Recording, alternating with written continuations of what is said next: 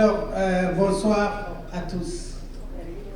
Je m'appelle Emmanuel Nahimana, gestionnaire à immigration francophone de la Nouvelle-Écosse, qui est un programme de la FAN. Aujourd'hui, je suis et je serai votre maître de cérémonie pendant cette fin de semaine. Je vous promets que cette fois-ci, à l'aide de ça, ma voix va porter plus loin. Et vous allez m'aider aussi à gérer le temps parce que le temps va être très, très, très important pour nous.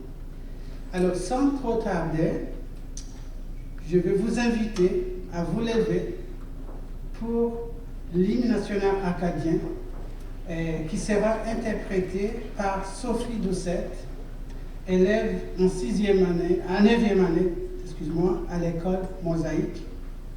À noter qu'en raison de la pandémie qui perdure et par mesure de prudence, je vous invite exceptionnellement cette année à ne pas chanter notre hymne national. Merci.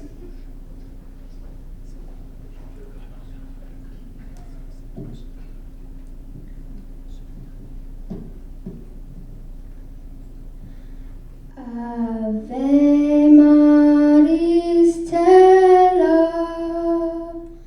Dei Mater Alma, atque semper Virgo, Felix Celi porta, Felix Celi porta. Acadima patrie, à ton nom je me lie. Ma vie, ma foi sont à toi, tu me protégeras, tu me protégeras. Ave Maris Stella, Dei Mater Alma, atque semper Virgo, Felix Celi porta, Felix Celi porta.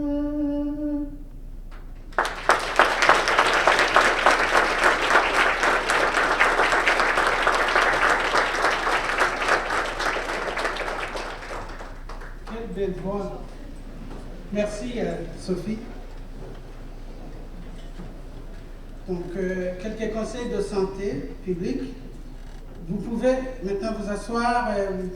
Veuillez noter aussi que la Fédération acadienne n'impose aucune restriction ni mesure sanitaire.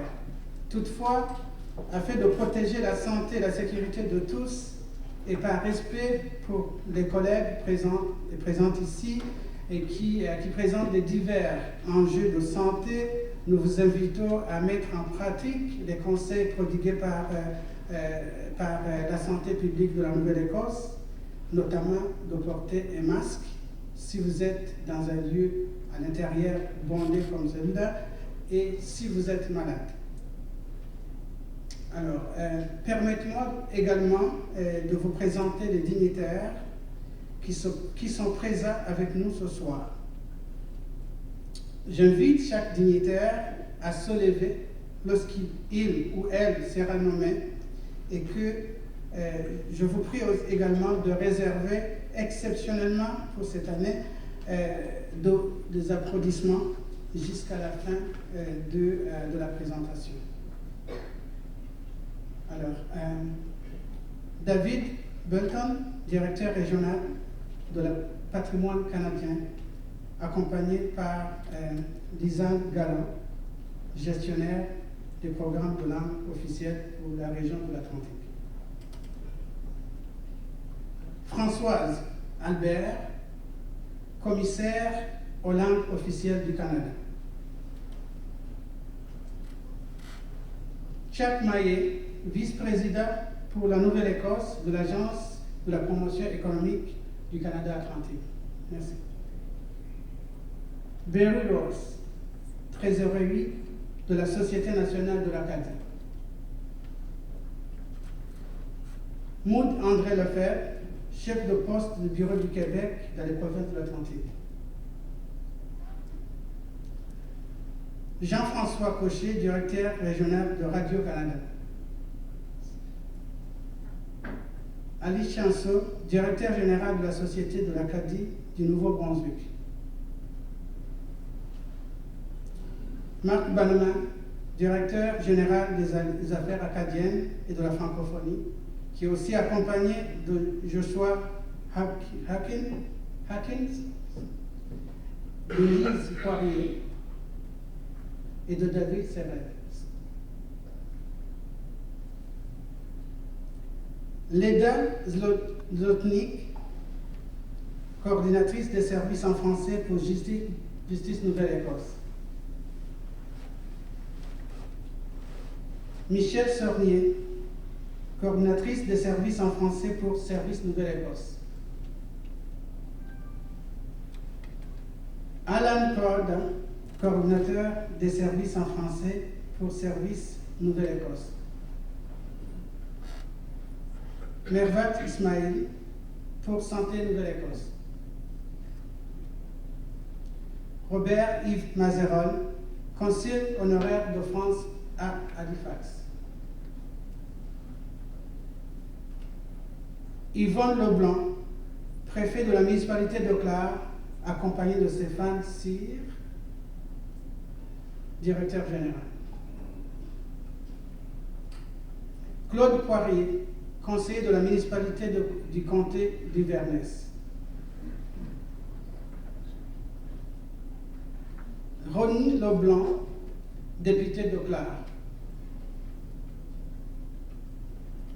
Lisa Lachance, députée de Halifax Citadelle, Sable Island. Et bien entendu, M. Kenneth Deveau, président de la Fédération acadienne de la Nouvelle-Écosse. Merci. Alors, soulignons aussi la présence des membres du bureau de direction, Clermont Charland, vice-président, Gwen Leblanc, trésorière, Delay Clark, secrétaire.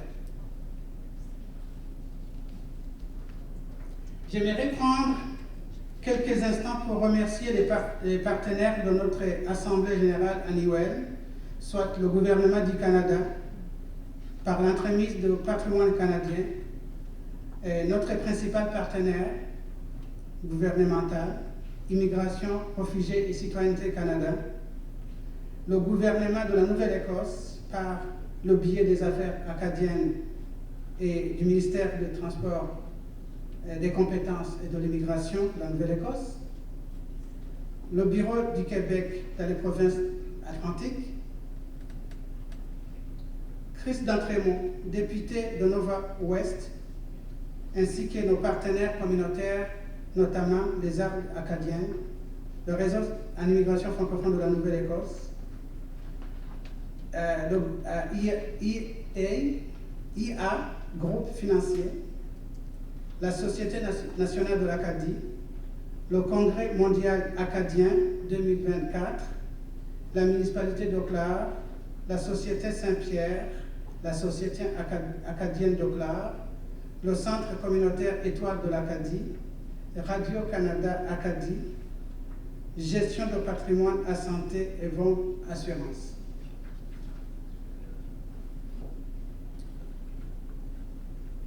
Afin de vous souhaiter la bienvenue officiellement, au nom de la Fédération acadienne, la Nouvelle-Écosse, je cède maintenant la parole au président, M. Kenneth Deveau. Merci.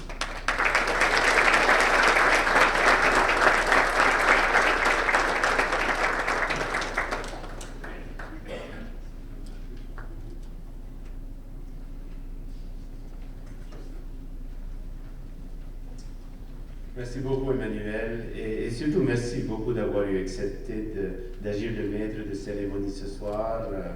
Ça donne l'occasion justement à notre directrice générale Marie-Claude de faire son travail de coordination. Et vraiment, j'aimerais commencer même, avant de rien dire, de reconnaître le travail colossal que Marie-Claude Rioux, notre directrice générale, Martin Paquette, l'adjoint et Gisèle Thibault ont fait dans la dernière semaine pour organiser cette fin de semaine que je suis sûr que vous allez trouver exceptionnelle.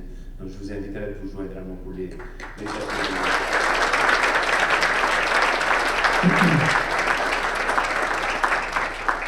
Aussi, je m'en voudrais aussi de ne pas mentionner que le ministre Leblanc m'a téléphoné ce matin justement pour me faire ses excuses et pas seulement à moi, mais à vous tous. Donc, je vous fais, en son nom, je vous fais ses excuses. Et aussi, il m'a assuré qu'il sera des nôtres demain soir lors du banquet. On comprend qu'il a plusieurs responsabilités, il a plusieurs places à être. Et justement, je suis sûr qu'il aurait préféré être avec nous ce soir.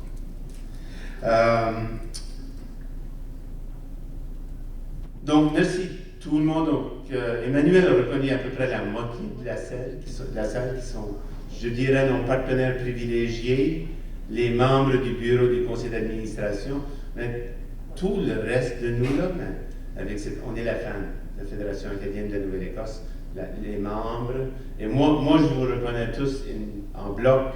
Merci tous d'être là, et je suis vraiment content, je suis pas mal excité pour la thématique qu'on s'est donnée pour cette année. Donc, collaboration et vitalité des communautés. Et si vous me permettez, je vais dire quelques mots là-dessus, parce que vous m'avez donné le micro, je vais en profiter. En fait, le mot vitalité, donc collaboration, on s'entend, qu'est-ce que ça veut dire, mais vitalité des communautés, on peut se demander qu'est-ce que ça veut dire, cette affaire-là. Qu'est-ce qu'on parle vraiment de quand on parle de vitalité de nos communautés?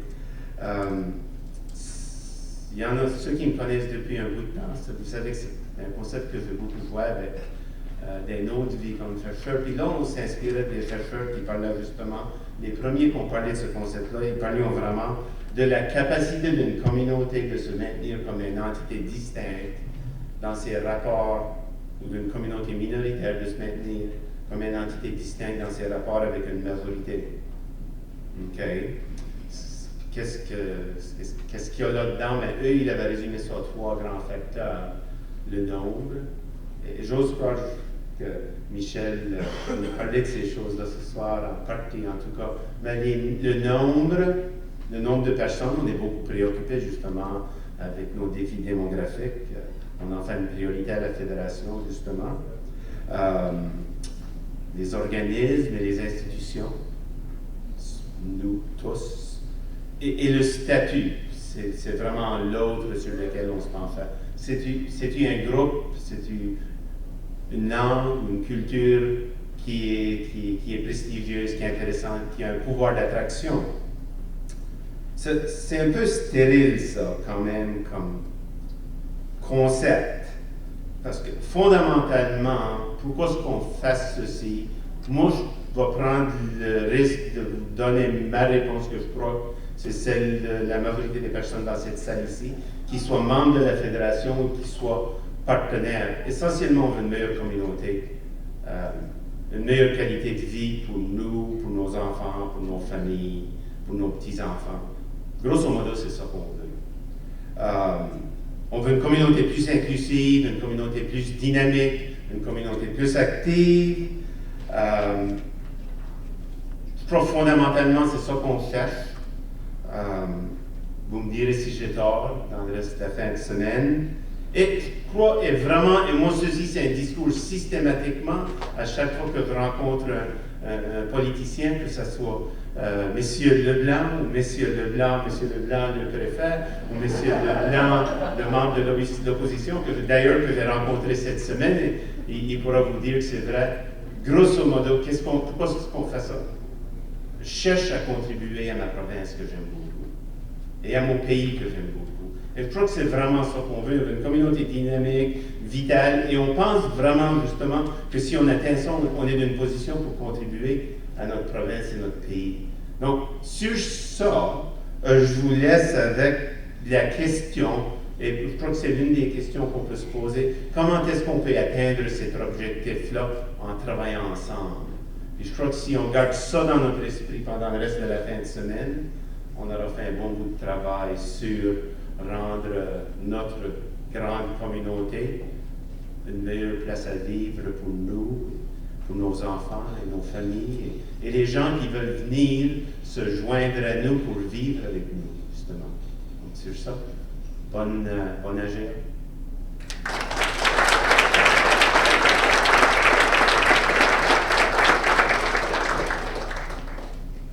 Merci, Monsieur le Président. Je vous assure que nous tous ici, on aime la Nouvelle-Écosse aussi, et le Canada.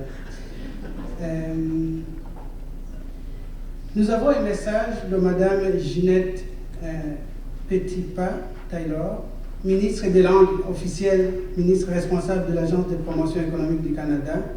Au cours de cet été, certains d'entre vous ont eu l'occasion de rencontrer la ministre Petitpas-Taylor dans le cadre des consultations relatives au renouvellement du plan d'action sur les langues officielles. Madame la ministre nous a fait parvenir son message en vidéo. Bonjour à tous et à toutes. C'est un plaisir de pouvoir vous adresser quelques mots dans le cadre de votre Assemblée générale annuelle. D'entrée de jeu, j'ai une pensée pour tous ceux et celles qui ont été touchés par les impacts dévastateurs de l'ouragan Fiona. Les résidents du Canada Atlantique sont résilients et notre gouvernement sera là pour vous soutenir à chaque étape. J'aurais aimé d'être parmi vous aujourd'hui, mais je suis bien heureuse de savoir que les forces vives de la Fédération acadienne de la Nouvelle-Écosse sont tous réunies. J'étais d'ailleurs très heureuse de rencontrer plusieurs d'entre vous lors des consultations pour le prochain plan d'action sur les langues officielles qui ont eu lieu à Halifax. En tant que porte-parole des communautés acadiennes et francophones en Nouvelle-Écosse, votre contribution était très importante et elle était nécessaire. Et c'est grâce à ces échanges et cette collaboration que l'on fait progresser les choses et que notre gouvernement peut proposer une loi renforcée et bientôt un nouveau plan d'action qui adresse les besoins des communautés des langues officielles en situation minoritaire. Notre objectif est clair. On veut faire une vraie différence dans votre vie et dans celle des organismes en milieu minoritaire qui aident leur communauté à s'épanouir. Et on continuera de vous tendre la main tout au long du processus. Je vous souhaite une excellente Assemblée générale et j'ai bien hâte de vous voir.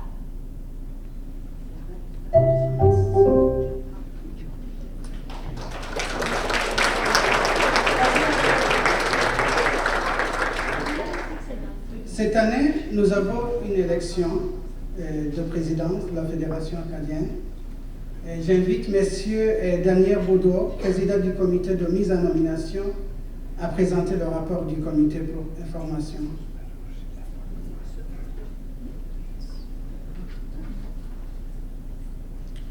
Bonsoir.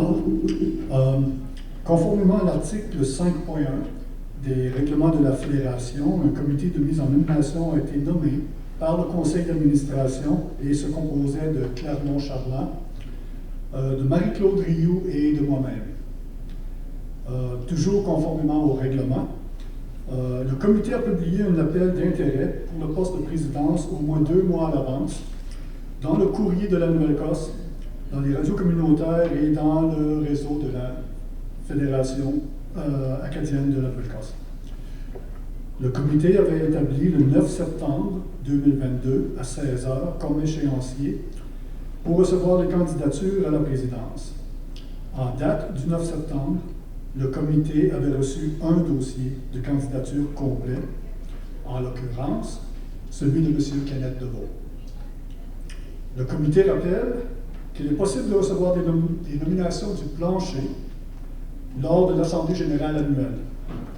Pour être admissible, les candidats peuvent soumettre le formulaire de candidature qui comprend la signature de 2 organismes membres de la Fédération ainsi que 60 copies d'une note biographique de 250 mots maximum.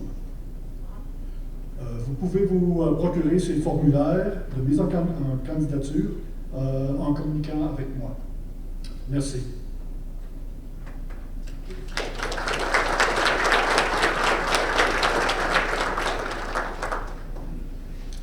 Je vous rappelle aussi que ce rapport sera présenté de façon officielle lors de la réunion d'affaires ce dimanche.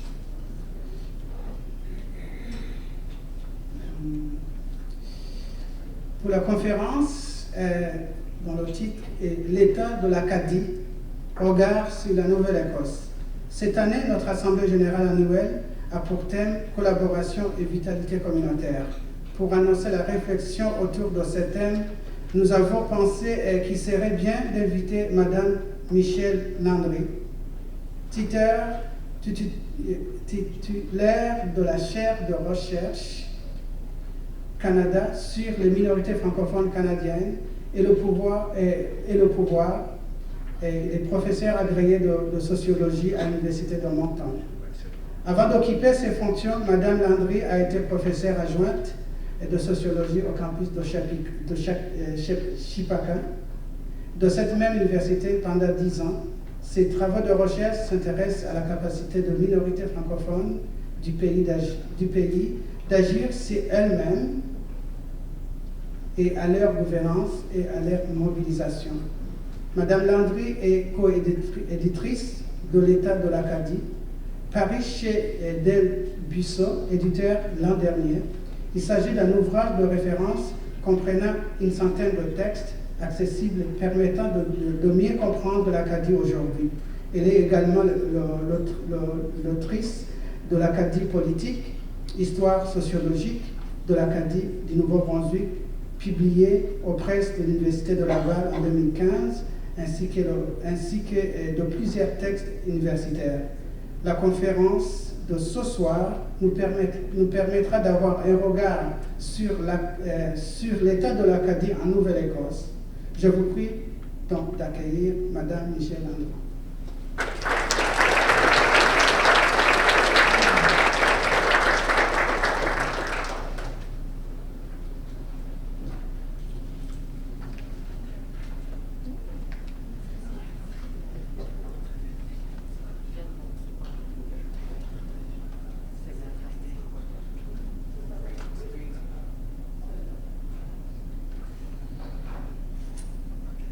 Bonjour à tous.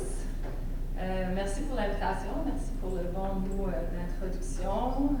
Kenneth a volé mon punch. C'est pas grave. Non, c'est une blague. Alors, je désire remercier d'abord la FAN, et notamment la directrice générale, pour l'invitation. Puis je suis sincèrement honorée d'être parmi vous ce soir. J'habite pourtant pas loin, mais c'est pas souvent que j'ai la chance d'être parmi vous tous. Puis je suis vraiment très contente de pouvoir assister à une partie de votre forum communautaire demain. Alors, mon mandat de ce soir est de vous brosser un portrait de l'État de l'Acadie néo-écossaise, puis de discuter avec vous de sa vitalité. Alors, je dois d'abord émettre une mise en garde, en précisant que le regard que je porte, c'est un regard d'extérieur. J'habite pas en Nouvelle-Écosse, j'ai jamais eu la chance non plus d'habiter ici. Alors, ma connaissance intime du terrain est quand même assez limitée. En fait, j'ai pas de connaissance intime du terrain, mais je base mes connaissances sur, en tant que chercheuse en études acadiennes et francophonie canadienne, sur des textes aussi qui figurent dans l'ouvrage que j'ai co-dirigé, puis j'en laisse une copie à la fin si jamais Claude veut organiser un petit tirage ou quelque chose au cours de la fin de semaine, je sais pas. Un petit coup de main à quelqu'un, en tout cas. Donc, cet ouvrage-là, il y a quand même quelques textes sur la Nouvelle-Écosse, des données, puis cela dit, avec une saine distance, avec un objet, puis aussi parfois permettre à observer, à mieux observer, puis à ne pas se fixer sur l'arbre qui cache la forêt, comme on dit.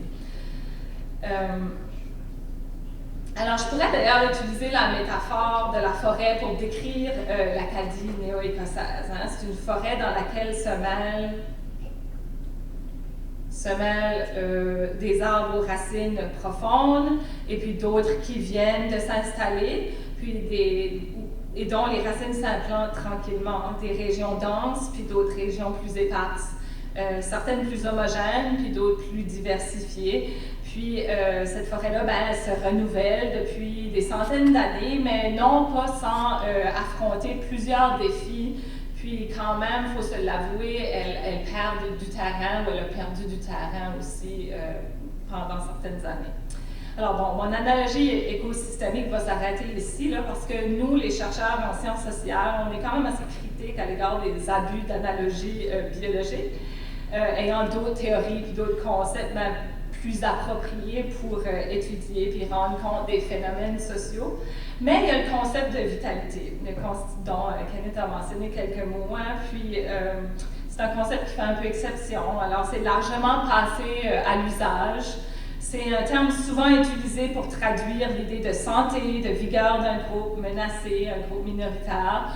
Puis, en effet, le concept de vitalité ethno-linguistique a largement été popularisé pour rendre compte des facteurs qui affectent la capacité des groupes à fonctionner en tant qu'entités distinctes.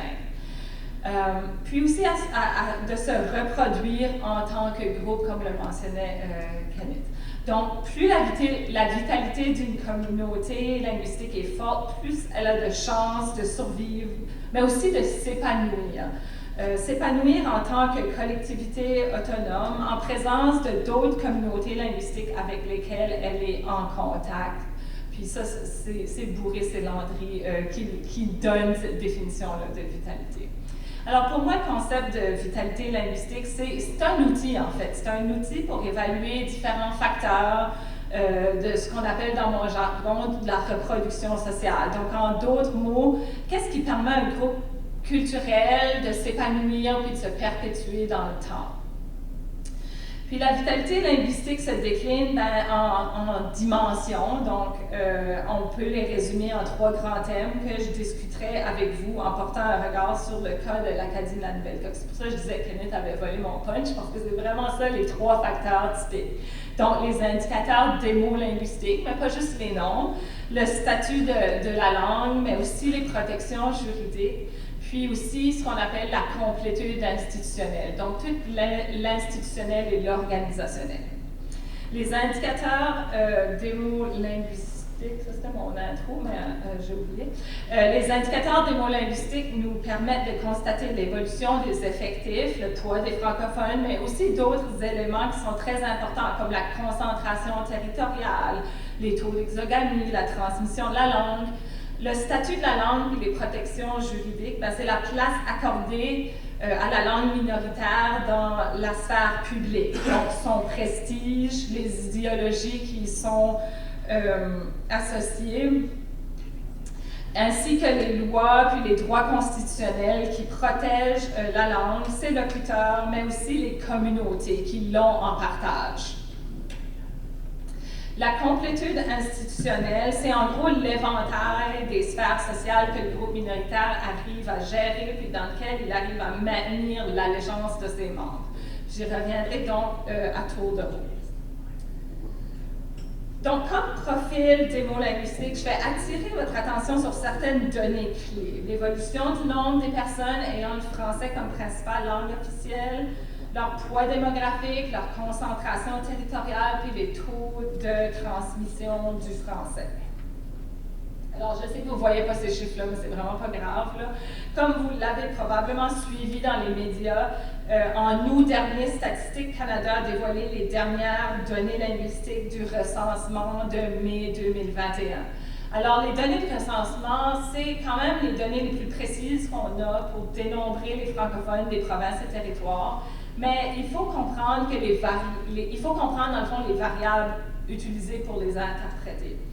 Mais je vais d'abord noter que la population de la Nouvelle-Écosse a augmenté depuis le dernier recensement. Donc déjà, les données de recensement de mai 2021, les pourcentages de la population totale, ça ne reflète probablement pas la réalité d'aujourd'hui. Cela dit, dans le recensement, il y a beaucoup de questions de langue. On pose des questions sur notre connaissance des langues, la langue qu'on parle à la maison, au travail, notre première langue apprise et encore comprise, etc. Alors, les variables les plus souvent utilisées pour faire le portrait des communautés de langue officielle, ce sont la langue maternelle puis la première langue officielle parlée. Le profil que je vais vous présenter est basé sur la variable première langue officielle parlée. Sans donner un cours ici, là, je vais quand même vous mentionner qu'il y a un avantage à utiliser cette donnée-là. Si vous allez sur le site web de Statistique Canada et vous voulez savoir il y a combien de francophones en Nouvelle-Écosse, il y a comme différents indicateurs. Puis il y a un avantage d'utiliser la première langue officielle parlée, c'est que ça catégorise les personnes qui ont ni le français ni l'anglais comme langue maternelle dans les catégories de langue officielle. Donc, la variable n'est pas parfaite, mais elle permet d'inclure une plus grande diversité dans le décompte. Donc, par exemple, une Marocaine qui habite à Halifax, dont la langue maternelle est l'arabe, mais qui parle seulement le français ou qui parle français à la maison, serait classée dans le groupe de première langue officielle français. Alors, certaines personnes préfèrent encore utiliser la langue maternelle, surtout en Nouvelle-Écosse, où les personnes de langue maternelle française sont en fait plus nombreuses dans les données que les personnes ayant le français comme première langue officielle parlée. Puis ceci, ça s'explique par le fait que la première langue officielle parlée est une variable qui découle de d'autres variables. Donc, la capacité de pouvoir soutenir, dont une est la capacité de pouvoir soutenir une conversation dans la langue. C'est donc dire qu'il y a des personnes qui déclarent le français comme langue maternelle, mais qui n'estiment plus être capables de soutenir une conversation en français. Alors bref, c'est un choix que l'utilisateur de ces données-là doit faire. Et pour aujourd'hui, je vais utiliser la première langue officielle parlée, ou la PLOP pour les intimes. Puis on pourrait discuter plus tard des avantages, des inconvénients, ou en fait, ça dépend de ce qui nous intéresse. Mais je sais que quand les données ont sorti, ça fait un peu jaser. Alors voyez, comme vous voyez, si vous pouvez voir sur le tableau, là, ici, le nombre de francophones en Nouvelle-Écosse puis le poids démographique diminue en fait depuis 1971. Alors, ça a toutefois connu une certaine augmentation en nombre dans la décennie des années 70, mais vous voyez dans le tableau des réponses uniques, des réponses multiples, puis l'ancienne variable minorité de langue officielle de Statistique Canada qui combinait les personnes ayant le français comme première langue officielle, puis la moitié des personnes qui avaient mis anglais et français. Donc, en deux. Moi, j'ai ajouté en bout une colonne pour créer une définition beaucoup plus inclusive, comprenant toutes les personnes ayant le français comme première langue officielle parlée, puis toutes les personnes qui ont deux langues officielles comme première langue officielle parlée. Alors, je propose ceci parce que, selon moi, une personne n'est pas à moitié francophone parce qu'elle a appris l'anglais puis le français en même temps.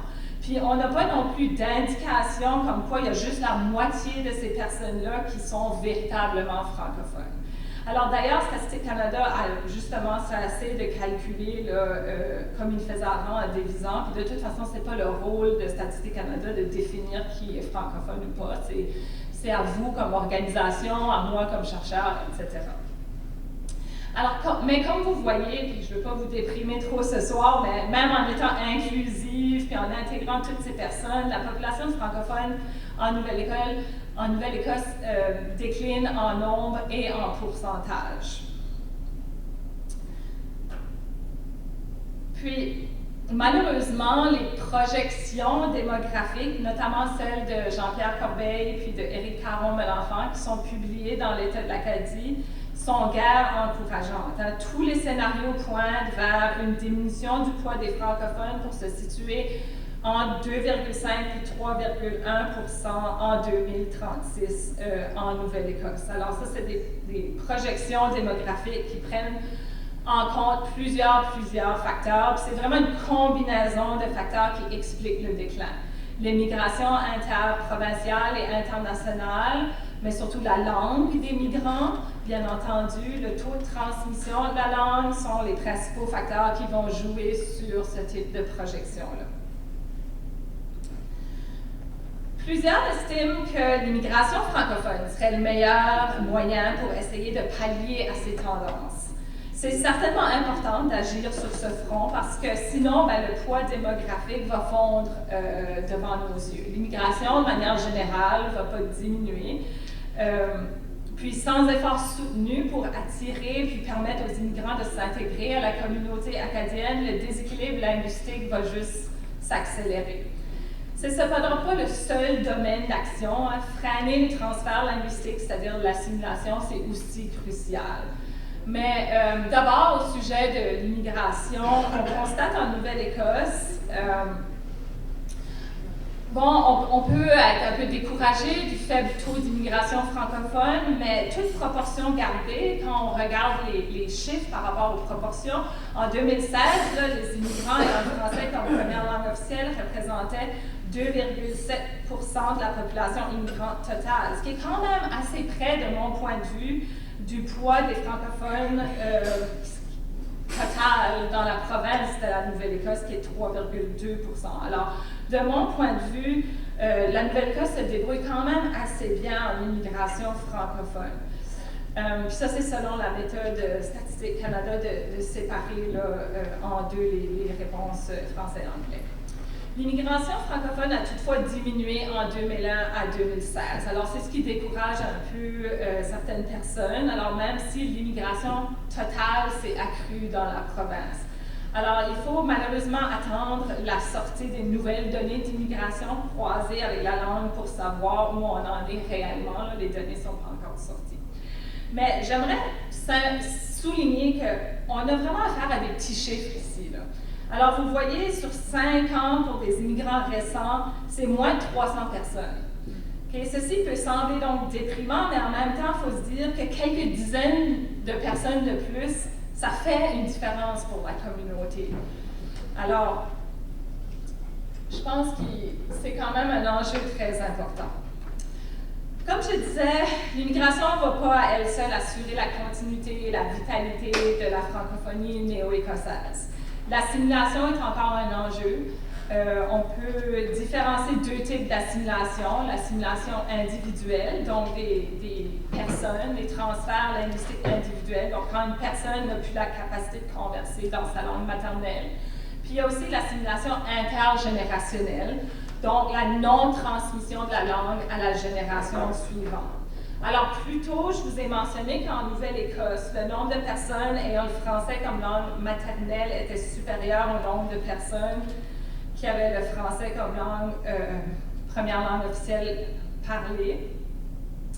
Alors, pour être plus précise, il y avait 1560 personnes ayant le français comme langue maternelle, puis 1180 personnes ayant le français et l'anglais comme langue maternelle qui déclaraient en 2021 ne connaître l'anglais seulement.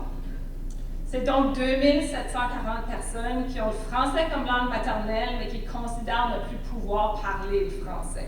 Alors, c'est quand même beaucoup. Puis, selon les données de 2016, basées sur des analyses de Rodrigue Landry et Dominique Pépin-Filion, aussi publiées dans l'État de l'Acadie, seulement 4 enfants sur 10 ayant au moins un parent francophone avaient le français comme langue maternelle. Donc, ceci, c'est quand même assez inquiétant. Comme ailleurs dans la francophonie hors Québec, c'est pas juste en Nouvelle-Écosse, là, les taux d'exogamie, donc les couples ayant seulement un parent francophone, est en augmentation. Puis c'est vraiment un facteur premier dans ce qu'on peut appeler l'assimilation ou la non-transmission de la langue. Alors, on sait que les taux de transmission sont plus élevés lorsque c'est la mère qui est francophone dans le couple, puis lorsque le conjoint non francophone, que ce soit la mère ou le père, connaît le français. Alors, il y a quand même des pistes d'action à cibler basées sur ces connaissances. Sur une note un peu plus optimiste, mais sans nier les conséquences négatives de l'exogamie, on peut aussi y voir une possibilité de multiplier le nombre d'enfants francophones admissibles aux écoles de langue française. Hein? Si les francophones sont en situation d'exogamie, ben, ça fait plus de francophones à avoir, plus de couples qui ont le potentiel d'avoir des enfants dans les écoles de langue française. Donc, pour ce qui est des taux de transmission du français par les parents, tous deux francophones en Nouvelle-Écosse, ben ça c'était de 88% en 2016, ça semblait quand même être stabilisé. Alors, quand les deux parents sont francophones, oui? Oh mon Dieu! OK. Je pensais que j'avais OK. Bon, ben, je vais sauter quelques données. Alors, bref, pour ce qui est de quand les deux groupes sont francophones, c'est quand même assez stable. il y avait le vieillissement de la population. Je vais sauter cette section-là. Je vais vous parler un peu de la concentration et le poids démographique. Parce qu'en Nouvelle-Écosse, ce que je voulais dire, c'est que la population, comme la population totale de la Nouvelle-Écosse, les francophones de la Nouvelle-Écosse sont grandement concentrés dans la région métropolitaine d'Halifax. Donc, c'est un francophone sur 4 qui habite dans la région de Halifax, où ils sont juste 2,6% de la population. Alors, il reste quand même 15% des francophones de la province qui sont dans la municipalité Clare, 10% des francophones dans la province, dans la région de Argyle, où ils sont 38%. Alors, cette concentration territoriale-là, c'est en fait un facteur très important de la vitalité linguistique, de la possibilité de maintenir la langue française. Sachant que l'on sait, et ayant des institutions qu'il y a aujourd'hui, je ne pense pas qu'il faille baisser les bras, mais il faut certainement agir stratégiquement. Alors, est-ce que les lois, les programmes gouvernementaux peuvent aider à renverser les tendances lourdes et inquiétantes pour la francophonie néo-écossaise? Oui et non. Alors d'abord, le statut de la langue a aussi une grande importance que la loi sur la vitalité. À titre d'exemple, est-ce que l'anglais est menacé au Québec? Non. Puis pourtant, il n'y a pas tellement de lois. Il y a des protections constitutionnelles, mais il n'y a pas tellement de lois. Alors, si les anglophones au pays voyaient l'apprentissage du français comme quelque chose de normal ou même de prestigieux, on n'en serait pas là où on en est aujourd'hui. Les lois et les politiques publiques pourraient servir à élever le statut de la langue, mais ce n'est pas une optique que l'on voit réellement au Canada pour le français pour des raisons historiques qu'on connaît. Donc, je vais sauter cette partie-là aussi parce que finalement, un aspect important, c'est le maintien du groupe, la transmission de la langue, c'est une question de pouvoir.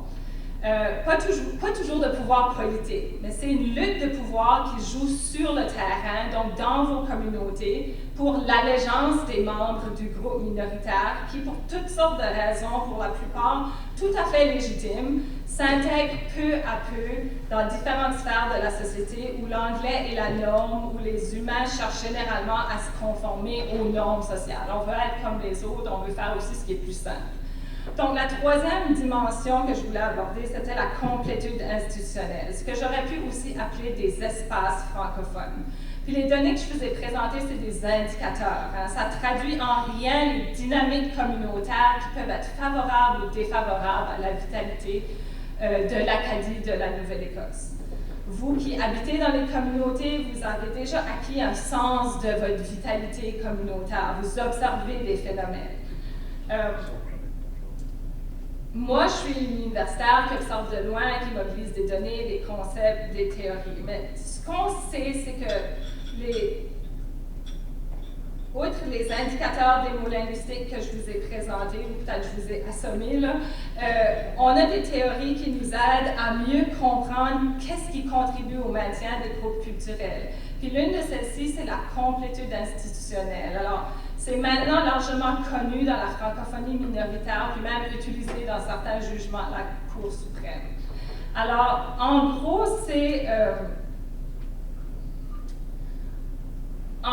l'éventail des secteurs d'activité qui peuvent se faire au sein du groupe culturel. Plus l'éventail du secteur d'activité qui peuvent se faire au sein du groupe culturel est grand, plus le groupe peut se maintenir. Donc, la logique derrière ce concept-là, c'est que le système institutionnel de la minorité est constamment en concurrence avec celui de la majorité pour l'allégeance et la participation des membres.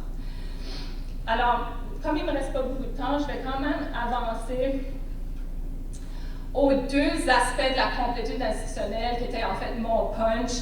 C'est le travail vers la mise en place d'une plus grande complétude institutionnelle, donc plus d'espace où on peut vivre en français, on peut fonctionner en français, doit s'adapter aux besoins d'une population de plus en plus diversifiée. L'Acadie d'aujourd'hui est composée de gens qui ont grandi en milieu rural, d'autres en milieu urbain, qui ont grandi dans des familles complètement francophones, mais aussi beaucoup qui ont grandi dans des foyers mixtes, bilingues, même multiculturels. Certains sont nés ici, d'autres viennent à peine d'arriver. Alors, l'Acadie, comme toute société, a des classes sociales, des idéologies, elle est diversifiée. Donc, il y a donc des gens qui ont des besoins particuliers. Hein. Aujourd'hui, il y a des amateurs de sport, des férus des arts, des communautés qui ont besoin de groupes spécifiques, LGBTQ+, ou des groupes de soutien de parents pour des enfants à besoins spéciaux, des ligues de sport. Il y a encore aussi beaucoup de pauvreté, des faibles taux de littératie. Alors, agir sur ces fronts-là en français, c'est aussi agir sur la vitalité des communautés. Donc, je pense qu'on ne peut plus penser la complétude institutionnelle comme on le faisait auparavant, en s'assurant qu'il y ait des écoles, des médias, des lieux de culte en français. Les institutions sont évidemment très importantes, mais il faut, je pense, pour être à l'écoute de la communauté, faciliter des espaces francophones, aussi bien informels que formels, qui répondent aux besoins d'aujourd'hui, mais aussi dans d'autres domaines structurants. Puis par domaine structurant, je veux dire des organisations, des institutions qui ont une ramification sur d'autres domaines, puis aussi dans le temps. Puis l'éducation, c'est une de ces institutions-là importantes dans la société d'aujourd'hui. L'éducation est vraiment à la base des sociétés, d'autant plus en situation minoritaire, parce que le système d'éducation favorise l'intégration des enfants au groupe en jouant un important rôle dans la poursuite de la transmission de la langue. Alors, la fréquentation de l'école de langue française fait diminuer les probabilités d'assimilation, puis heureusement, il y a des personnes engagées pour travailler puis même se battre pour obtenir des écoles de langue française. Mais ce que je voulais mettre l'accent, ce sur quoi je voulais mettre l'accent aujourd'hui, c'est vraiment la question de la petite enfance. Alors, il y a beaucoup d'enjeux dans le système d'éducation en Nouvelle-Écosse. Andrea Bergson a d'ailleurs expliqué un peu ces enjeux-là dans l'ouvrage que j'ai co-dirigé. Mais ce que je voulais dire à ce sujet ici, c'est qu'il y a beaucoup d'études qui montrent comment l'environnement préscolaire a une incidence sur le rendement académique, les compétences sociales, puis l'apprentissage de manière générale si on est exposé au français avant l'âge de 5 ans. Alors pour moi, l'éducation, la petite enfance, c'est vraiment le domaine structurant sur lequel on doit agir en ce moment. Puis avec 40% des francophones de la province qui vivent dans une région urbaine puis majoritairement anglophone comme Halifax, les services à la petite enfance sont névralgiques. Alors, je ne connais pas les détails de la situation, mais je peux imaginer que c'est un défi parce que moi-même, parents, hein, on a des limites de temps, on a des limites de distance qu'on est prêt à parcourir. Alors, la prématernelle offerte en Nouvelle-Écosse, c'est une excellente initiative. J'aimerais qu'elle soit répandue au Nouveau-Brunswick aussi, mais la petite enfance, c'est vraiment névralgique parce qu'il s'agit vraiment de compenser des dynamiques de transmission inégales entre les deux langues officielles. Puis c'est un défi parce que c'est pas simplement d'ouvrir des garderies puis améliorer l'accessibilité. C'est assurer la qualité des services à la petite enfance, d'améliorer les conditions de travail des éducatrices pour les attirer, pour les retenir. C'est aussi de mieux les former quant à leur rôle dans la transmission de la langue puis assurer l'homogénéité linguistique des services de garde. Enfin, les gouvernements doivent aussi offrir un plus grand appui à la francisation des enfants issus des familles mixtes ou allophones. Bon, je vais conclure parce que je sais que vous me pressez, là. Les indicateurs sociaux démolinguistiques nous permettent pas plus de nous réjouir en Nouvelle-Écosse, malheureusement, qu'ailleurs dans la francophonie canadienne. L'un des défis en Nouvelle-Écosse est vraiment cette concentration accrue des francophones dans la métropole, où ils se trouvent très minoritaires.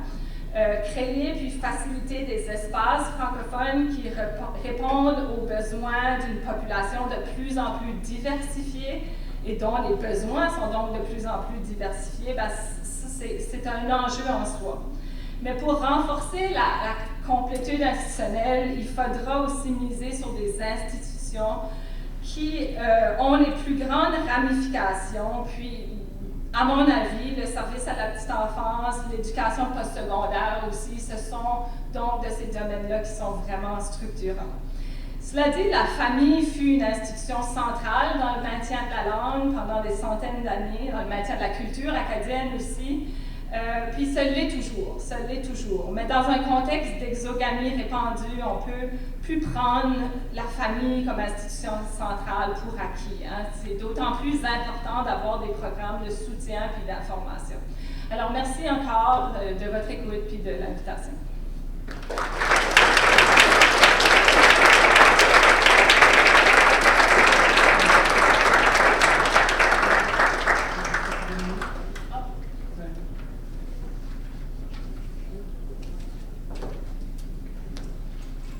Merci beaucoup, Madame Landry.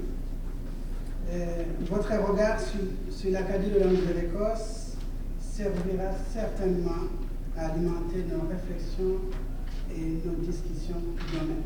On vous remercie beaucoup. J'ai un petit cadeau pour vous.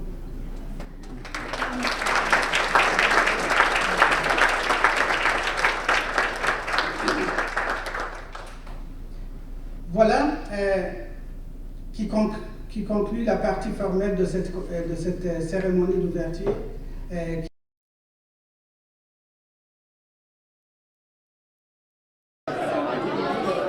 Bonsoir tout le monde.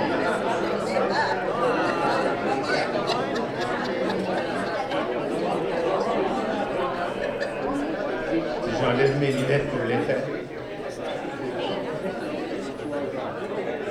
Bonsoir tout le monde, si vous voulez prendre vos places.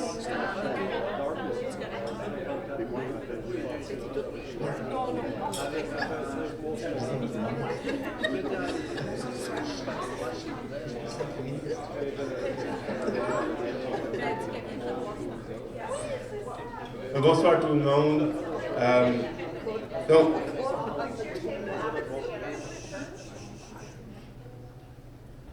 comme je vous ai dit, c'est comme avec mes chevaux. Je suggère d'abord, ensuite je demande, vous ne voulez pas me voir vous le dire. Alors je sors mes éperons. OK, ben, écoutez, merci beaucoup tous d'être là. Vous avez travaillé très fort aujourd'hui, c'est remarquable. On a eu chance de parler justement avec nos partenaires que vous avez lobbyé, si vous voulez, que vous avez rencontré, l'impression que la Fédération acadienne laisse auprès de nos partenaires aujourd'hui, je pense qu'elle est assez impressionnante, finalement. Je me sens qu'on a une fédération en très bonne santé. En fait, je me sens pas, je le sais. Quand je regarde à ça, puis que pour notre bancaire,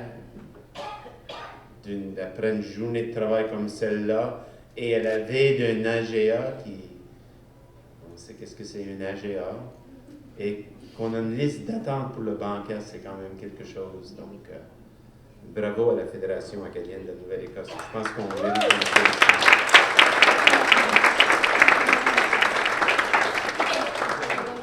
comme que je vous ai promis hier soir, Monsieur le ministre Colton LeBlanc ne pouvait pas être avec nous, mais il a pris l'engagement d'être avec nous ce soir. Et si vous connaissez le ministre, vous savez qu'il respecte ses engagements.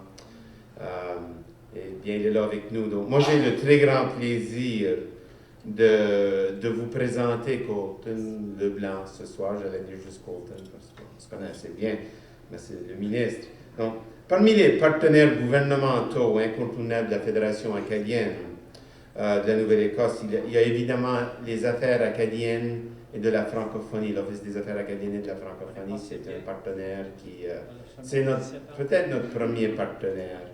Tout respect pour nos autres partenaires. On est en constante communication avec eux sur tous nos dossiers, qu'ils soient d'incidence provinciale, fédérale ou régionale. On est en très étroite collaboration avec eux. On est de véritables partenaires. On travaille ensemble sur tout. Le ministre des Affaires acadiennes et de la francophonie, M. Colton LeBlanc, est une personne bien connue dans notre région. Je pense probablement que vous avez tous eu l'occasion de le rencontrer, de discuter avec lui, peut-être même avant qu'il était ministre. Avant que M. LeBlanc était ministre, il a été président du Conseil acadien de Paramba, du CAPED. Il a été membre du conseil d'administration de la fédération elle-même, d'AFAN. Et donc, il nous connaît très bien. Il est un de nous, finalement. Donc, sans plus tarder, je vous invite donc à accueillir chaleureusement notre ministre des Affaires acadiennes et aussi, bien sûr, ministre, et là, il faut que je le lise parce que je ne veux pas me tromper, c'est assez long, de la Commission de la fonction publique et de services Nouvelle-Écosse et des services internes. Donc, M. Leblanc, je vous cède la parole.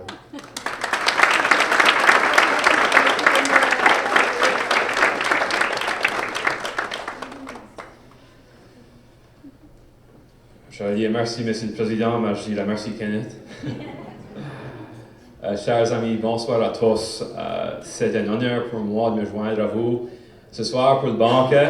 Et malheureusement, comme l'a noté Kenneth, je n'étais pas disponible me joindre à vous hier soir puisque j'avais une annonce très importante pour notre région dans le sud-ouest de la Nouvelle-Écosse, une annonce d'infrastructure. Mais je suis ravi d'être ici pour ce soir. Et malheureusement, pour ceux qui me connaissent, j'aime bien faire la cuisine, mais pas eu le temps de faire le dessert pour le souper ce soir, mais peut-être la prochaine fois. Nous sommes ici ce soir pour souligner les contributions que la communauté acadienne et francophone apporte à notre province. Et la Fédération acadienne de la Nouvelle-Écosse collabore depuis longtemps avec le gouvernement provincial dans le cadre de développement et la promotion de notre culture et de notre langue. Et personnellement, j'ai apprécié jusqu'à date, en tant que ministre des Affaires acadiennes et de la francophonie, la collaboration et l'engagement de la présidence et de la direction générale de la Fédération acadienne. La FAN et ses membres, associations membres, ont toujours joué un rôle important et ont été au service de notre province. Et je remercie chacun d'entre vous pour votre énorme appui qui nous permet de bâtir des collectivités néo-écossaises plus solides. Le thème de l'AGA de cette année est collaboration et vitalité communautaire. Ce n'est pas un secret pour personne que la culture, la langue, le patrimoine et les traditions de la communauté acadienne et francophone de la Nouvelle-Écosse sont des plus florissants. Et dans un esprit de collaboration, je vais vous faire part de certains faits saillants du travail de l'Office des Affaires acadiennes et de la francophonie. Certainement, nous continuons d'être à l'écoute des besoins de la communauté acadienne et francophone. Nous avons contribué à des initiatives comme l'installation des panneaux d'arrêt bilingues sur les routes dans les localités acadiennes, comme Argyle, Éclair, Richmond, Chéticamp, et bien sûr le travail continue. J'ai eu l'occasion de signer un protocole d'entente avec l'État de la Louisiane au mois de juin, qui va favoriser les occasions de travailler ensemble et de faire une place de choix à la culture que nous avons en commun. Nous continuons de soutenir et de promouvoir les activités communautaires et de mettre à l'honneur nos localités acadiennes et francophones. Et lors de la journée du patrimoine 2022, nous avons souligné de manière spéciale le site du patrimoine mondial du paysage de Grand Pré. Les préparatifs continuent pour le Congrès mondial acadien 2024, qui se tiendra dans la région du sud-ouest de la Nouvelle-Écosse, dans la région de Dargall et de Clare. Et notre gouvernement est un fier partenaire du Congrès. Et j'ai eu l'occasion d'annoncer une contribution financière de 2,5 millions de dollars au mois de août pour soutenir cet événement de calibre mondial. Tout comme la FAN, l'Office des Affaires acadiennes et de la francophonie a beaucoup travaillé au dossier de l'immigration francophone. Accroître la population de la Nouvelle-Écosse est une priorité de notre gouvernement, et accroître la population francophone de la Nouvelle-Écosse présente d'importantes possibilités culturelles et économiques partout dans la province. Cette démarche renforce notre communauté et contribue à la position du français dans notre province. Je vais continuer à travailler étroitement avec vous pour mobiliser les groupes communautaires dans les régions acadiennes afin de cerner les besoins du marché du travail.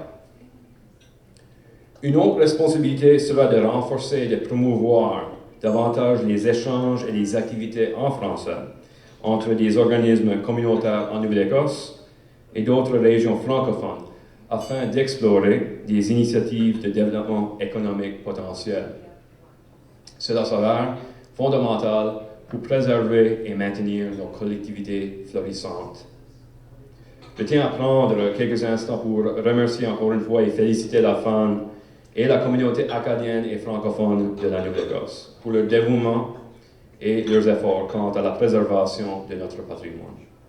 Je me réjouis de poursuivre nos efforts de collaboration pour le développement durable de nos localités acadiennes et francophones. Explorons ensemble les manières d'offrir à la communauté acadienne et francophone des possibilités de développement d'épanouissement. Rappelons-nous du thème de l'AGA, collaboration et vitalité communautaire, qui est bien sûr renforcé par la devise de l'Acadie, l'union fait la force. Je suis très enthousiasmé à l'idée de poursuivre ce travail et je veux réellement me faire le champion avec vous de la culture acadienne et francophone en Nouvelle-Écosse et ailleurs. Grand merci et profitez bien de cette soirée.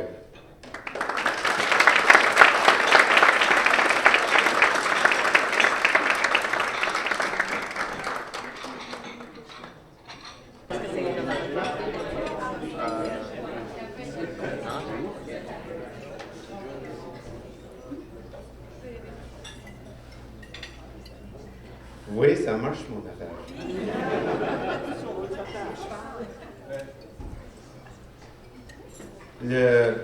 Là, ça, vraiment, on est rendu au dessert.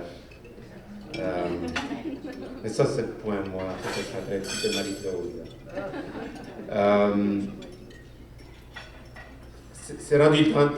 On est rendu au moment de décerner le certificat de mérite léger commun. Le certificat de mérite léger commun est décerné en passant l'année prochaine aussi. En plus de lumière, ça prend. Faut que le fond soit plus grand.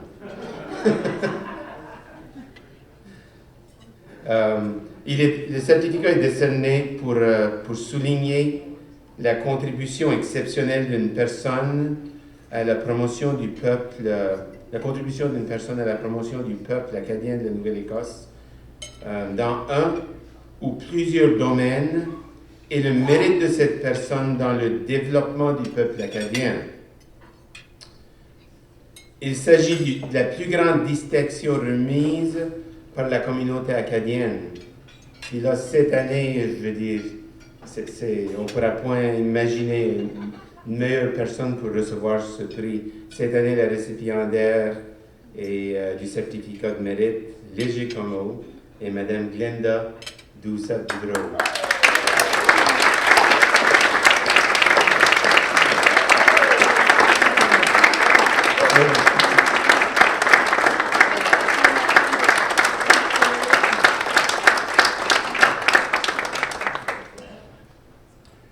Tu peux t'imaginer que j'ai plus que ça à dire. Ça a été dit. Je pourrais, vraiment ceci, j'ai des très belles notes et je vais les suivre, mais je pourrais adliber ceci. Originaire de la Baie-Sainte-Marie, Mme Doucet-Boudreau, Glenda, a travaillé d'arrache-pied pour faire avancer plusieurs dossiers et pour faire bouger plusieurs personnes, dont celui qui vous parle. Plusieurs dossiers importants pour la communauté acadienne de la Nouvelle-Écosse, dont l'obtention des écoles homogènes de langue française et la promotion et l'épanouissement des femmes acadiennes et la pérennité de la vitalité de la culture acadienne en Nouvelle-Écosse et même à l'échelle internationale. Donc, en effet, dans les années 90, Glenda, si vous me le permettez, devient membre puis présidente du conseil d'administration de la Fédération des parents acadiens de la Nouvelle-Écosse. Le conseil scolaire acadien provincial est créé en 1996,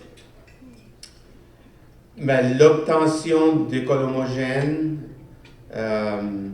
et d'une programmation homogène, et là, je lis ces mots-là, puis ça me remet à cette époque-là, il me semble que c'était hier, une programmation homogène progresse très lentement.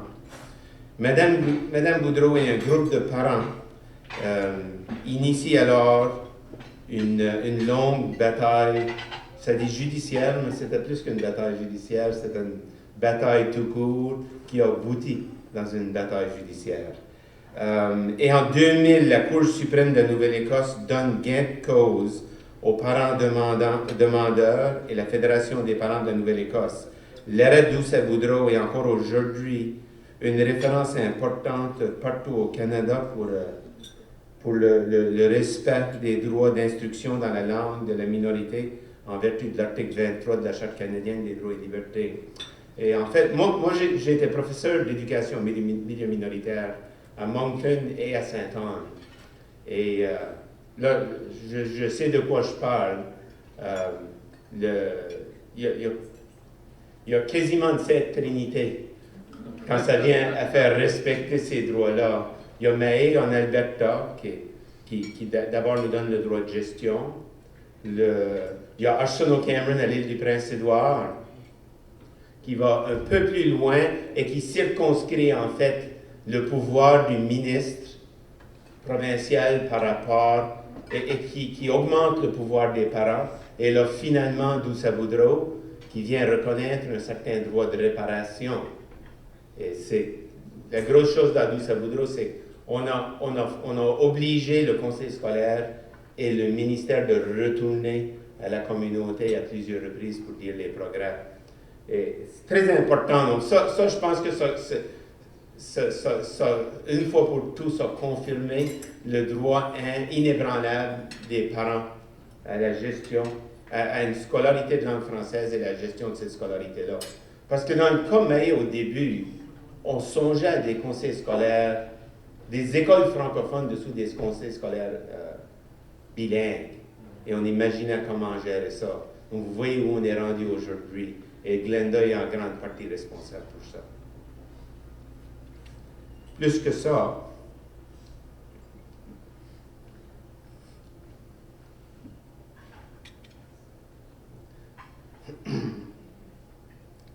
je vois une image. Glenda venait dans mes cours avec une valise. Et là, vous imaginez peut-être une valise comme un carry-on. C'était pas ça. C'était une valise immense avec toutes les lettres qu'elle avait écrites et peut-être les réponses qu'elle avait reçues à toutes les instances gouvernementales imaginables. Ça prenait cette valise-là pour transporter ces lettres-là. Et c'est grâce à ce travail-là, donc c'est pourquoi je parle d'une bataille incroyable. Je remets mes lunettes.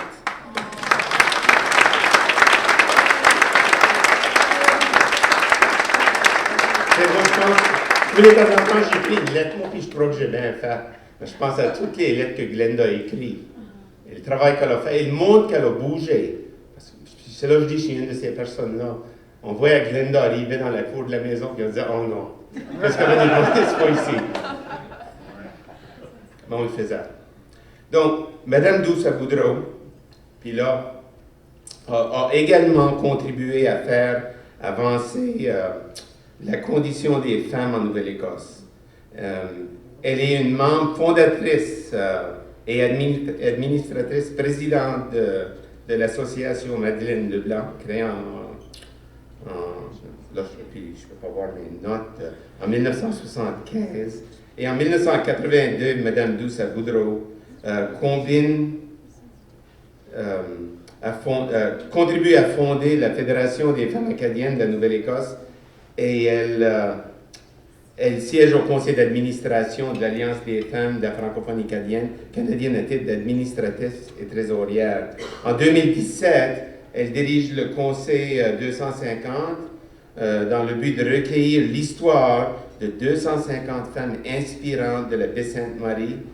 L'ouvrage a reçu un accueil enthousiaste dans la francophonie canadienne, je m'excuse. Madame, ça continue là, hein? Déjà, j'aurais pu arrêter un bout de temps, puis on pourrait décerner le prix, mais je vais continuer quand même. Madame d'Oussa Boudreau participe depuis quelques années à un projet qui s'appelle 3 siècles de migration francophone en Amérique du Nord, en collaboration avec des universités et des chaires de recherche de Beauharbour du Canada et de divers pays, dont l'Université Sainte-Anne, bien sûr. Ce projet explore la genèse et l'exploitation des populations francophones sur le continent nord-américain et nourrit les réflexions sur les enjeux de l'immigration et de la diversité culturelle et de vivre ensemble. En collaboration avec la chaire de recherche du professeur Clint Bruce de l'Université Sainte-Anne, le projet de Mme Boudreau, et ses collaboratrices de la Société acadienne, de la Société historique acadienne de la Baie-Sainte-Marie, étudie principalement les migrations de la Nouvelle-Écosse, la migration en Nouvelle-Angleterre des jeunes femmes acadiennes du sud-ouest de la Nouvelle-Écosse. La Fédération acadienne remercie donc, en conclusion, remercie la Société acadienne de Clare, la Fédération des femmes acadiennes de la Nouvelle-Écosse et la Fédération des parents acadiens de la Nouvelle-Écosse et bien sûr le regroupement des aînés de la Nouvelle-Écosse d'avoir soumis cette candidature de très grande qualité. Et je vous invite maintenant, tout à l'heure on va visionner un film. Avant de faire ça, j'inviterai Mme Boudreau à monter, recevoir le prix. Et bien sûr, elle va devoir m'embrasser.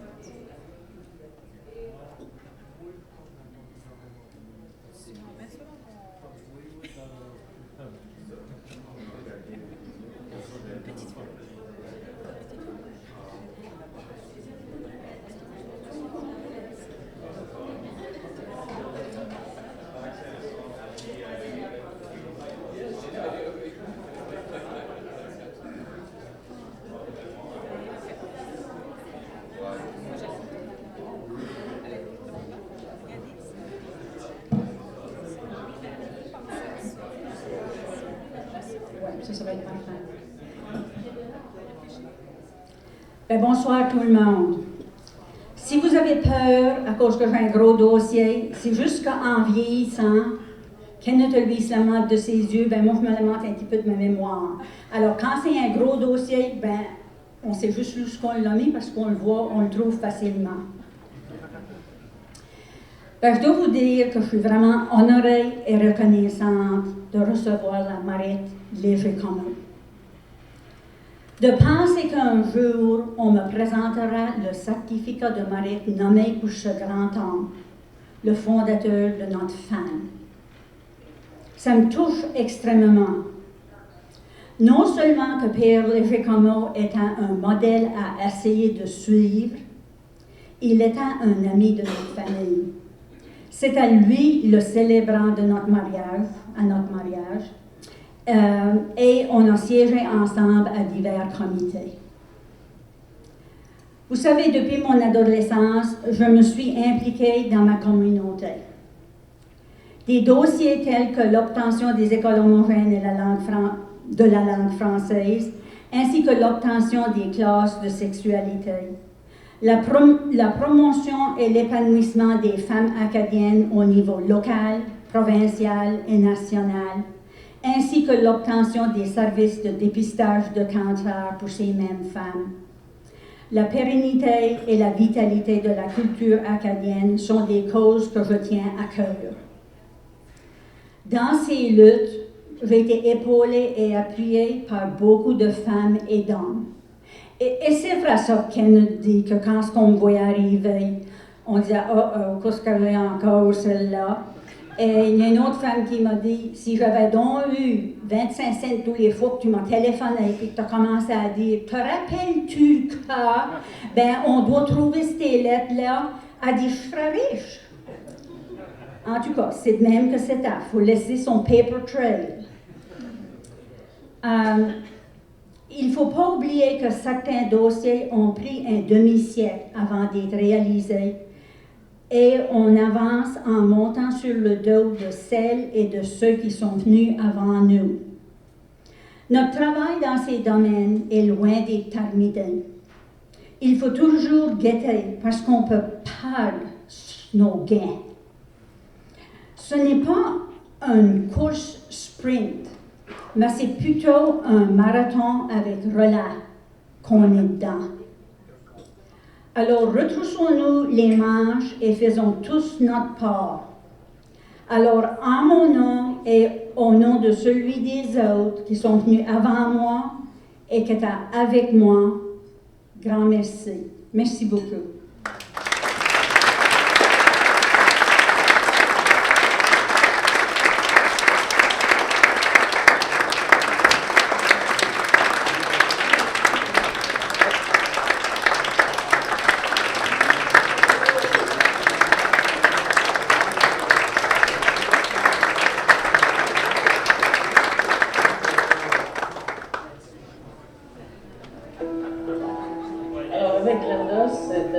Plaisant de travailler avec elle parce qu'elle s'y mettait à fond.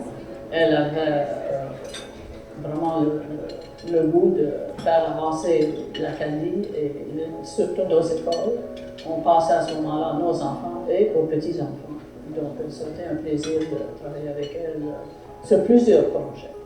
Glenda a travaillé beaucoup pendant qu'elle travaillait au niveau infirmière. Elle s'est servi de ses connaissances en santé pour aider à nos jeunes, sachant les dangers qui existaient. Elle a fait ses cours et puis elle a produit, comme elle devrait faire. Aucune infirmière au jour d'aujourd'hui, elle avait le cœur aux enfants, le futur, l'Acadie. Les besoins des femmes. Elle a dévoué sa vie au service des autres, comme infirmière, mère de famille, une défendeuse de notre langue française et aussi une défendeuse des droits de la femme avec son association Madeleine Leblanc. J'ai connu Glenda plus dans les dernières quelques années, surtout avec mon projet de Connect Aînés, lorsque je fais des sessions de Zoom pour les aînés. Et à chaque fois que je demandais à Glenda de venir faire une présentation, sa réponse était toujours oui. Elle venait sur Zoom et elle parlait des sujets de la santé. Elle avait une façon de les faire comprendre exactement qu'est-ce qu'elle disait avec des mots simples. Parfois, elle les faisait rire et c'était toujours amusant, mais en même temps, elle leur fournissait des informations utiles. Glenda, j'ai que des beaux souvenirs de toutes ces années où nous avons travaillé côte à côte pour promouvoir nos valeurs acadiennes. Merci de ton dévouement envers la bonne santé des femmes et nos jeunes filles et de ton travail RSA envers l'abstention de l'éducation en français, ainsi que pour tous les efforts que tu as contribués et que tu continues à faire pour sauvegarder et promouvoir ton patrimoine acadien et l'Acadie. Félicitations pour avoir reçu le certificat léger commun, un certificat que tu as bien mérité. Je vais avec Glenda. Et c'est drôle parce que matin, je me suis dit, il faut que je fasse une vidéo, qu'est-ce que je vais bien dire? Dans le même temps, j'étais en train de travailler sur la coordination d'une session communautaire, puis notre chère Glenda s'est inscrite. à cette session, puis j'ai dit à mes collègues avec qui j'organise la session, oh tiens, faut mettre Glenda sur la liste, Glenda s'est inscrite. Puis une personne a dit Glenda qui? Puis j'ai presque tombé sur ma chaise parce que, qu'est-ce que tu veux dire, comme Glenda? So, je trouve la réaction à ça démontre beaucoup mon estime pour Glenda. C'est une personne qui a beaucoup fait pour notre communauté. On parle d'une personne qui s'est battue pour nos droits en éducation, nos droits linguistiques jusqu'à la Cour suprême du Canada. On parle d'une personne qui est toujours en train de travailler sur des projets intéressants, qui est toujours là dans la communauté pour aider, surtout à cause des femmes. Elle n'a pas fini là, Glenda n'a pas fini. Mais merci Glenda pour tout ce que tu as fait et tu continues à faire, c'est beaucoup remarquable et puis j'aime beaucoup ce travail avec toi. Alors, Madame Glenda Doucet-Boudreau est une bâtisseuse qui a eu un impact significatif sur l'éducation en français à Nouvelle-Écosse. Pendant les années 80, elle s'est jointe au conseil d'administration de la Fédération des parents acadiens de la Nouvelle-Écosse. Et puis, c'était un temps où on avait les écoles acadiennes en Nouvelle-Écosse, qui sont des écoles où, à l'élémentaire, on pouvait faire notre éducation en français, mais au secondaire, les cours de maths et de sciences étaient en anglais. Alors, Madame Doucet-Boudreau et puis un petit groupe de parents appuyés par la FEPAN ont poursuivi le gouvernement de la Nouvelle-Écosse et aussi le CSAP en cours pour pousser pour des écoles homogènes, des écoles où l'éducation pouvait être complètement en français. En l'année 2000, ils ont gagné leur poursuite et c'est à cause de ça qu'aujourd'hui, on peut avoir une éducation en français de la prématernelle à la 12e année pour tous les cours maintenant, aujourd'hui. Alors, à cause de ça, mes enfants et leurs enfants pourront bénéficier du droit de l'éducation en français dans les écoles homogènes. Et puis, pour ça, on est extrêmement reconnaissant aux efforts que Glenda a fait. Alors, merci beaucoup et félicitations. Son expérience et son réseautage m'ont beaucoup aidé parce qu'elle m'a introduit à beaucoup de différentes personnes et des personnes ressources. Donc, si j'ai besoin de quelque chose, je sais qui appeler. Puis, comme voisine, bien sûr, elle vient chez nous, elle s'assoit, on jase. Elle connaît très bien ma mère. Donc, elle aussi, elle a le don de ça, comment on dirait, elle connaît qu'est-ce qu'est une personne aidante, parce qu'elle était aidante aussi. Elle en a aperçu qu'est-ce que c'est être une personne aidante. Et pendant la pandémie, avec la FEFAN, il y avait un projet de briser l'isolation pour les personnes qui sont seules à la maison. Ce connaissance des personnes plus âgées, elle l'a, et puis elle est vraiment très bonne à ça.